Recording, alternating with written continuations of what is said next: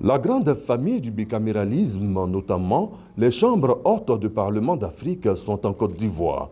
À Yamoussoukro, ces pays prennent part au tout premier colloque des Sénats d'Afrique. Une idée qui a germé et mûri et qui est en train de faire son chemin. En accueillant sur son sol ce colloque, la Côte d'Ivoire, qui endosse sa mise en œuvre, se veut le point de départ de cette union qui doit aboutir à la naissance d'une association. Il s'agit d'abord de donner une véritable lisibilité et une visibilité du Sénat de Côte d'Ivoire et des Sénats dans le monde entier pour que le citoyen lambda sache à quoi sert le Sénat, comment fonctionne le Sénat, qui fait fonctionner le Sénat et pour qui le Sénat fonctionne.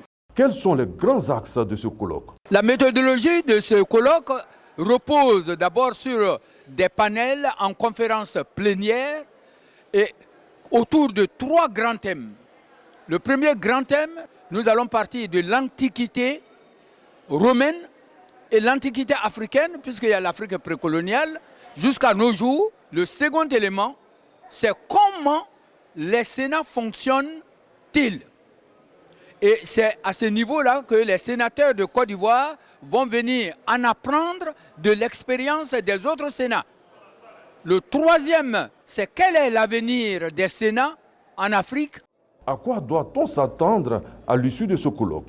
Nous allons éditer les actes du colloque et les actes seront diffusés à tous les participants et tous les pays qui sont venus pour que chacun s'approprie les recommandations et tout ce qui a été dit dans le colloque.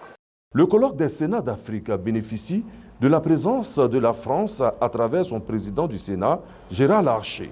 La France fête bientôt le 151e anniversaire de son Sénat.